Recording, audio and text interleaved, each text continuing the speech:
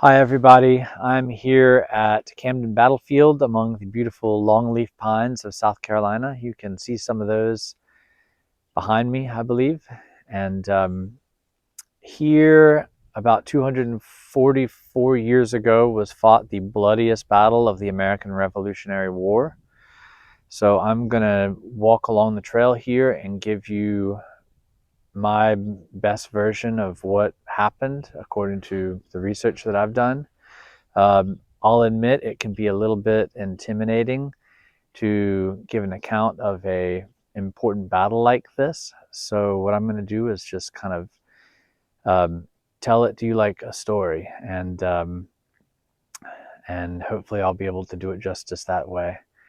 Numbers differ based on who you've read, and details of exactly what happened can differ. But I'm going to give you my best account of what happened based on the research I've done, and hope you enjoy.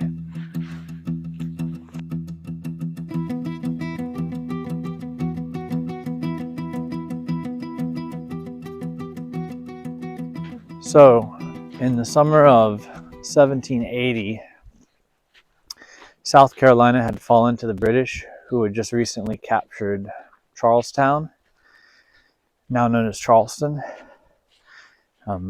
Huge calamity for the American cause. In response to this, Continental Congress had sent a force of about 1,000 Continental regulars south to face the British. These were men from Delaware, men from Maryland. They were the cream of the crop of the American soldiers. Continentals, they were trained in the European way of fighting wars. So they knew how to stand in line, knew how to fire at each other, fire at the enemy, knew how to fire at the enemy, knew how to use bayonets, and had a reputation for never running. In addition to that, they were also under command of a great officer, Baron Johann de Kalb, who was actually a Bavarian peasant who had risen in the ranks of the Royal French Army from a common soldier to a high-ranking officer. And when France had come into the American War for Independence on the American side, he had volunteered to go and help out the Americans. He was, by all accounts, a great general, very much liked by the men that served under him. A no-frills kind of guy who knew how to get stuff done, and his soldiers loved him. So under the command of DeKalb, they marched down from New Jersey to the Carolinas. It took about 2 months to march down. Along the way, food was not really plentiful, so the men were hungry a lot of the time. So that was definitely a problem. Also, to compound their difficulty, when they arrived in the Carolinas, shortly thereafter, a new commander was put in charge of them, General Horatio Gates, who at that time was known as the hero of Saratoga, because he had been nominally under control of the American forces at the victory of Saratoga. Spoiler alert, he doesn't get to keep that nickname for very long, because he definitely did not do well at the Battle of Camden. So he was the overall commander of American forces, and Baron de Kalb, because he was a baron or styled himself a baron, he might not have really been one. But General de Kalb was the second in command. In the meantime, in an attempt to subdue the South Carolina backcountry and encourage loyalists in the area, the British had garrisoned the backcountry town of Camden, South Carolina, with a force of about 1,000 loyalist provincial regulars. So provincial troops were actually loyalists. So soldiers that had been raised in the American colonies, but they were trained and uniformed in the British style. So for all intents and purposes, they were regular British soldiers, or at least almost as good. And there were 1,000 of them in Camden. And once down in the Carolinas, the American forces under Horatio Gates found out about this garrison. General Gates didn't actually want to attack Camden, but he did have a mind to threaten that British garrison, which was being used as a supply depot. And so he started to move his army from North Carolina down into that general direction. As he did, he was joined by a group of about 2,000 or so, a little more than 2,000 North Carolina and Virginia militia. As it happens, that would prove to be unfortunate that militia made up such a huge part of the American army, because they were definitely not used to their full effect at the Battle of Camden, as you'll see in just a minute. But so anyway, General Gates was marching down towards Camden with about 3,000 or 3,500 men, 2/3 of the militia, and a 3-mile long wagon train. So that'll be important as well. So at this time, Lieutenant General Charles Lord Cornwallis, henceforth known just as General Cornwallis, who was in command of the British forces in Charlestown, learns that there's a 3,000, he actually heard an exaggerated number, 5,000 man army of Americans marching towards the supply depot at Camden. And being a go-getter, which he definitely was, he moved the larger part of his army from Charlestown up to Camden, which is a nice little hike. He did it in 3 days. This guy was not joking around. The men that were under his command marching up from Charlestown were British regulars. They were the 23rd Regiment of Foot, Royal Welch Fusiliers, the 33rd Regiment of Foot, and the 71st Regiment of Foot, Fraser's Highlanders. So especially the 23rd and the 33rd Regiments of Foot, these were definitely the best British regiments in North America. And as far as I'm aware, these were the best regiments in the British Army. So you might be able to see where this is going. A really competent professional British Army against an American army that is mostly made up of inexperienced militiamen. Anyway, he heads up to Camden and he's there within 3 days. In the meantime, General Gates on the American side has no clue that supply depot has been reinforced.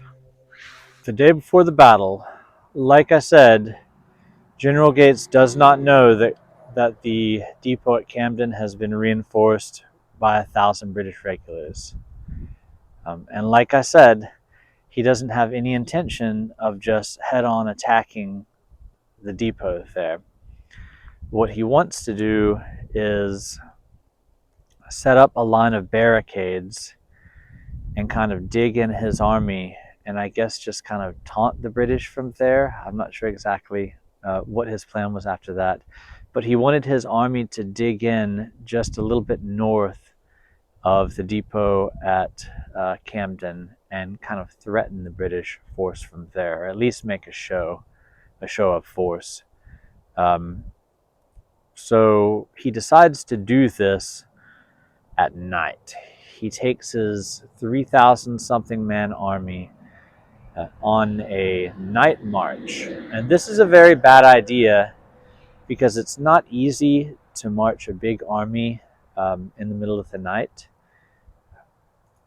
People are marching in columns, and that's difficult and unwieldy, and it's not ideal in any set of circumstances, but particularly given the fact that two-thirds of his men were unexperienced militia. It was a really bad idea to be marching at night. So, and a lot of his junior officers commented on that at the time. I'm sure they didn't comment it to his face, but they noticed that um, something was wrong, that things weren't really being done well. But anyway, he takes his army out on a night march, and before he does, he gives them a little surprise, a little treat. Now remember, the Continentals have not eaten anything, or they've not eaten much for the past few weeks. Their supply has been poor, so they're already malnourished. And instead of giving them a rum ration, which is what they usually got and really looked forward to, they just gave them I think a gill, so about this much, just a little cup of molasses. Molasses is really rich, okay? And if you haven't eaten anything for a long time, or if you've been on a very poor kind of malnourished diet, if you drink a bunch of molasses, it's going to give you diarrhea. So that is exactly what happened. He gave all of his soldiers molasses to drink, thinking that it would kind of be good for their health, when actually it served as a laxative for them. So definitely not ideal conditions. A 3,000 man army marching at night, having to stop every 5 minutes to relieve themselves along the way. It was already just a complete disaster at the outset, and it only got worse from there. So they set out marching at about 10 o'clock that night. Little did they know that the British, by coincidence, had also set out on a night march. General Cornwallis, who, like I said, was definitely an aggressive kind of guy, a high energy kind of general, he, knowing that there was such a big American army in the vicinity, he decided to make a surprise attack on them. And he had marched his troops through the night as well towards the Americans. So what happened was at about 2 o'clock in the morning, the vanguards of the British and American forces bumped into each other. And the vanguard were the cavalry. The people up front were the cavalry. On the American side, it was a group of cavalry, a regiment called Armand's Legion. They were also called Armand's Horse. So Armand was a French officer who had also volunteered to help out in the American army. The men under his command were mostly foreign mercenaries. There were a lot of Swiss, and there were also a lot of deserters from the Hessians, so the Germans who had originally wanted to help, who had come over to help the British, and many of them deserted to the American side. So it was just a real mixed bunch of soldiers. They didn't have a really good reputation. They liked to plunder things. We'll get back to that in just a minute. But so that was the American vanguard.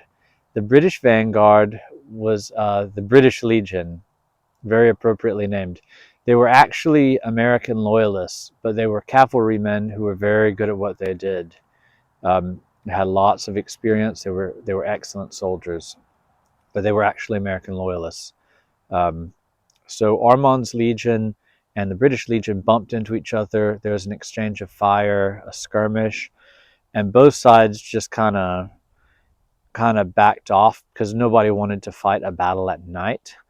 But the Americans did manage to capture one British soldier and took him back to the American lines, and they interrogated him and found out that that they weren't looking at just an army of 1,000 loyalists. They were looking at an army of over 2,000 soldiers, and half of them were British regulars, and about the best British regulars out there. So they kind of had to pause and figure out what to do. So at this point, General Gates held a council of war, which was a good decision. And at this council of war, he basically just asked all of the people under his command, "Hey guys, what should I do?" And no one really said anything until until the general of the Virginia militia, Stevens was his last name, spoke up and said, "Well, I don't think we really have any choice but to fight." Which was a stupid thing to say. Of course, they could retreat. That would have been the best thing to do. Um, but hindsight is 2020, and I guess they probably all wanted to impress General Gates because he was still the hero of Saratoga at this point, and there was a lot of hot-blooded guys there in charge, which I guess is what you would expect.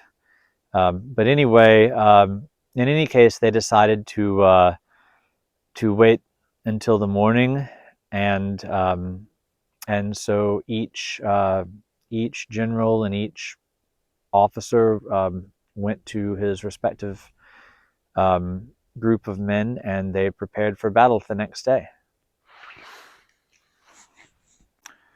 All right, so it's a little bit difficult to tell where everything was, but as far as I'm able to tell, where I'm standing right now is where the front line of the American army would have been.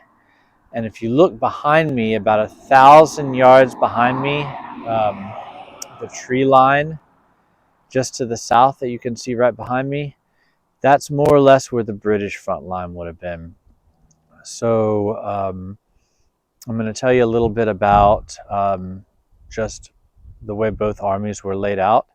First of all, the battlefield itself was about a mile wide, and on either side of both armies was just swamp. So on either side of the American line, which is about a mile wide, there was swamp. There was no room for maneuvering. It was just straight on fighting, head-to-head kind of fighting. No room for maneuvering, no room for outflanking. Very straightforward kind of stuff. On the American right were all of the Continentals, all of the American strongest troops. General Gates was a traditional officer. He had served in the British Army for many years before being part of the American Army. So he had the old school way of thinking about setting up an army. That's nothing against him. So he just put his strongest troops on the right flank, and those would have been the Maryland and Delaware Continentals. These guys had 4 or 5 years of experience. They were very strong troops, very well trained and very experienced. They were the equals of British Redcoats in both training and experience. They knew how to stand their ground. They could definitely fire 3 shots a minute and not run away. They knew how to use the bayonets, and they already had a really good reputation in the American Army. So yeah, this was the right wing of the American Army. In reserve, about 200 yards behind the front line, there was also a reserve of Maryland Continental soldiers who would be very important. And we'll get back to them in just a minute. On the left wing of the American Army were the militia. There were about 800 Virginia militia and about 1,500 North Carolina militia. Some of these guys had experience. Some of these guys had never fired a shot in anger. Most of them were pretty inexperienced, and none of them really had like big battle experience. The Virginia militia were on the far left wing. They had been given bayonets, but they hadn't been taught how to use them. So that might have represented a little bit of overconfidence on the part of their commanders. The North Carolina militia were in the center. They didn't have bayonets. They just had their muskets. So, and like I said, there was about 1,500 of them. So the problem with this is if General Gates has laid out his army with the strongest people on the right wing, you know that Cornwallis is going to do the same thing. And he did. So the British right is facing the American left. The American left has all of the weakest troops, all of the militia. Just across the field, facing them on the British right, are the 23rd and 33rd Regiments of Foot. Like I said, the strongest British regiments in North America and probably the strongest regiments in the Empire. On the British left were the provincial regiments. These were not bad troops. They were raised in the colonies, and they were trained along the British lines of training. They were uniformed by the British, trained by the British, and they weren't as good as the 23rd and the 33rd, but they were still solid troops. So the American right wing is pretty well matched with them. The American left wing is not well matched at all. The militia against the strongest troops in the British Empire. Very bad, very bad. And so what happened was early in the morning on the 16th of August, a junior officer, a captain, Arthur Williams, was riding his horse along the American lines and scouting the British positions, and he saw that the British right wing, so the 23rd and the 33rd, were changing formation from column, which is a long block of men marching, right, to line, which is a wide kind of array of soldiers, wide so that they can bring as many muskets to bear as possible. So they had to change from column to line, and I'm sorry if there's a little bit of background noise there. They had to maneuver from column to line, and so that took a little bit of doing. So what he did was he got excited. The army, the Continental Army or the American Army, had about 7 cannons, and he, on his own initiative, ordered the cannons to fire on the British troops as they were deploying from column to line. Probably a good idea, right? Good job. Then what he did was he rode back as fast as he could to General Gates,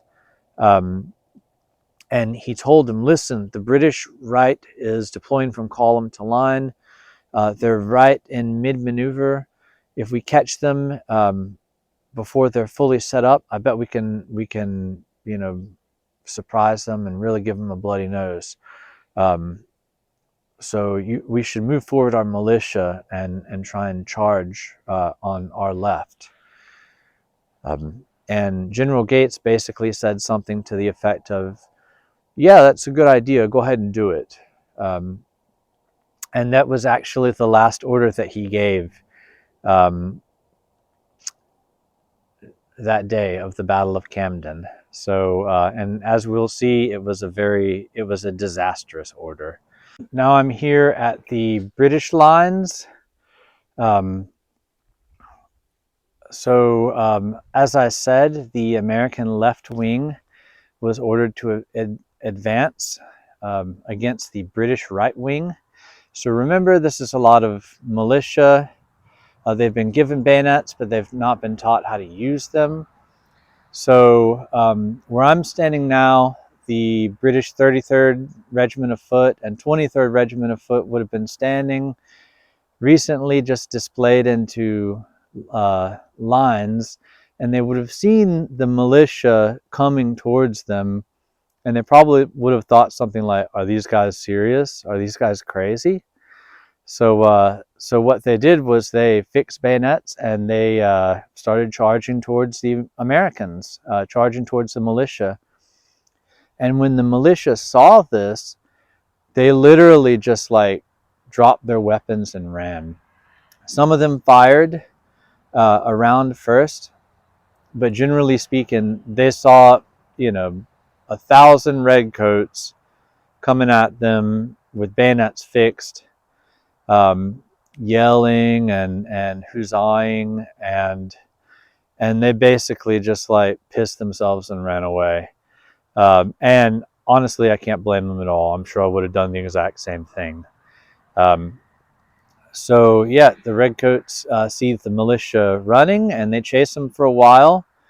And then what they do is they decide, well, these guys have run away from the battle. They're no longer a threat, and so they're ordered to kind of turn to the left and attack the Americans from the side.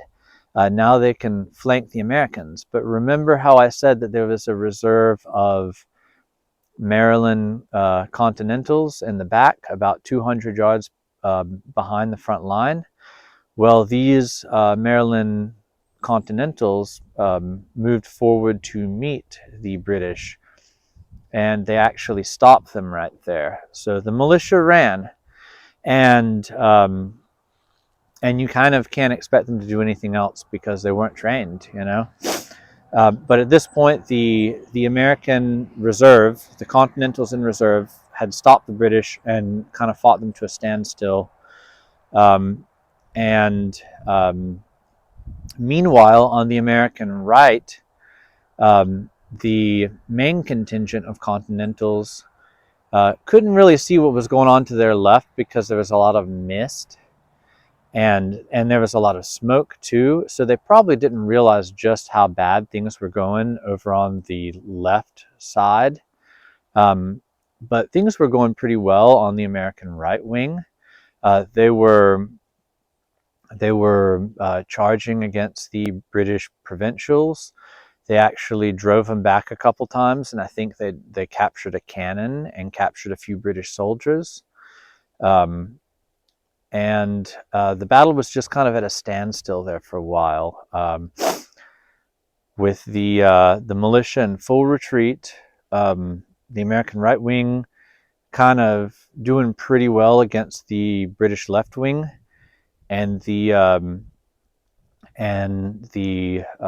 reserve Marylanders brought into action against the British right. So and it goes on for about like 35 or 40 minutes, where they've formed up in lines, and they're just firing back and forth at each other. And overall, the Americans are kind of getting pushed back a little bit, but they're mainly holding their ground. And like I said, on the American right, they're even pushing back at the British and managing to kind of push them back a little bit. So it's pretty well tied at this point. Okay, so where I'm standing now is actually where the American Reserve stopped the British right, and this was the scene of some major fighting. Based on what I read, the British right was kind of the stronger of the two forces and was pushing the Americans back. This is the American Reserve. Remember, the American right is still kicking butt about 100 yards or 200 yards in front of here. But yeah, it was over here. It was a little bit more difficult for the Americans, and this is where Baron de Kalb was. The British commander was a gentleman, Colonel Webster, a Scot from Edinburgh, and by all accounts, he was a really, really good officer. And so both sides were really well led, and there was some really fierce fighting here. I also forgot to mention earlier that the British had a reserve force too. The British had the 71st Highlanders in reserve. So that kind of says what a good army the British had at the time. The Highlanders were like the shock troops of the Empire. So if these guys were their reserves, they were doing pretty good. So now you had the 22nd, or sorry, the 23rd of Foot, the 33rd of Foot, and the 71st of Foot, Fraser's Highlanders, fighting all against the Maryland Continentals here.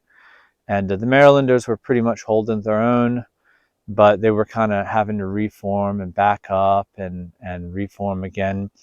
And Baron de Kalb got mortally wounded here. He fell wounded with 11 wounds, I believe 8 bayonet wounds and 3 musket ball wounds. So this guy was a real fighter.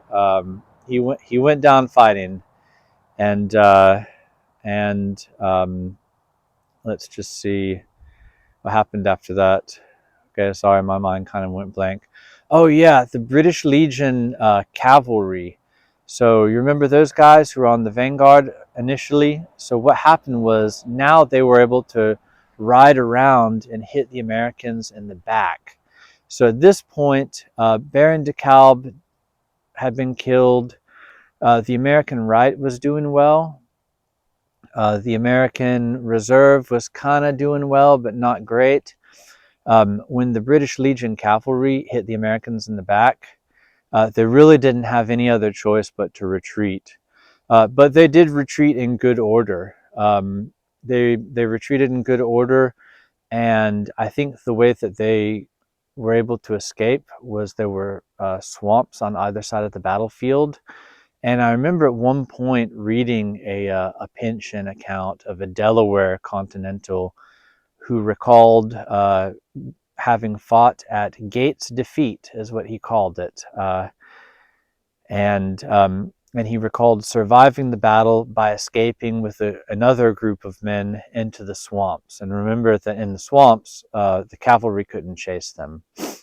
So yeah, that was pretty much the end of the battle. It was a terrible defeat for the Americans. But the Continentals had acquitted themselves very well. Also, it bears mentioning that a group of North Carolina militia, not all of the militia had just run away. The group of North Carolina militia that was closest to the Delaware Regiment had actually formed up and fought alongside the Delaware Continentals. And according to contemporary accounts, they fought just as well as the Continentals, and they fought until they didn't have a single cartridge left. So there were militia who had done well there too. But for the main part, it was the Continentals who had shown the greatest valor on the American side. So yeah, so at this point, it was a general retreat, and it was definitely a defeat for the Americans. The way that I'm walking right now is actually more or less the path that the militia retreated along.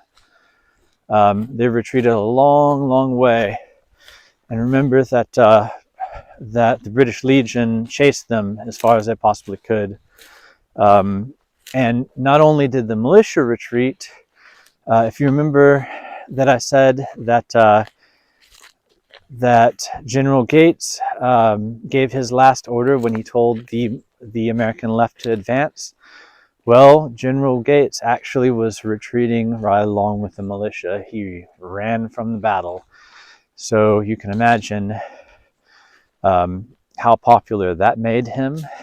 He claimed when he wrote to Congress about the event that he was trying to rally the militia, but he apparently tried to rally them all the way to Charlotte, which he reached by the end of the day. So he was clearly running away. And if it hadn't been for his political contacts, he might have been like shot for cowardice. He never had a field command again. But yeah, he definitely kind of went down in disgrace after that whole incident. Another thing that's interesting to note is, if you remember, I mentioned Armand's horse, or Armand's Legion, these mercenary Swiss and German guys. I told you there was a 3-mile wagon train. Well, as the wagon train was like turning around and trying to retreat, Armand's Legion, instead of defending the wagon train from the British cavalry, they actually joined in the plundering and started plundering their own wagon train. So it was just disgraceful. It was terrible. The Virginia General Stevens wrote to Thomas Jefferson, and he wrote, "Picture it as bad as you can possibly picture it," and it was still way worse than that. That's pretty much exactly what he said. It was just a disgraceful defeat. And so what were the consequences of it? A big black eye for American morale. It boosted loyalist confidence in the area. And I mean, it basically, some people say that there were 1,000 American casualties.